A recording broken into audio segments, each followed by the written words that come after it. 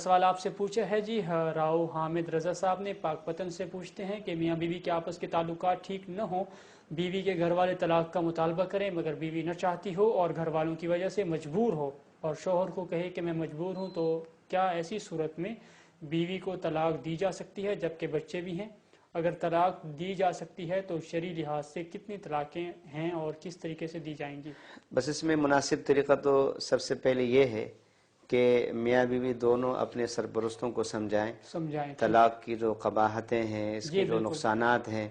اور اس کے جو منفی اثرات دونوں پر اور بچوں پر پڑیں گے، اس سے ان کو آگاہ کیا جائے۔ لیکن اس کے باوجود اگر یہ سلسلہ آگے بڑھ رہا ہے اور طلاق ہی پر اگر یہ سلسلہ رکے گا تو ایسی مجبوری میں پھر جو صحیح طریقہ ہے وہ یہ ہے کہ یہ شخص اپنی بیوی کو صرف ایک طلاق دے دے، باقی طلاقیں نہ دیں، اور اس میں پھر یہ فائدہ ہوگا کہ عدت گزرنے کے بعد یہ عورت آزاد ہو جائے گی، اور آزادی کے بعد اگر دوبارہ آپس میں مصالحت ہوتی ہے تو نکاح کرنے میں کوئی مشکل پیش نہیں آئے گی۔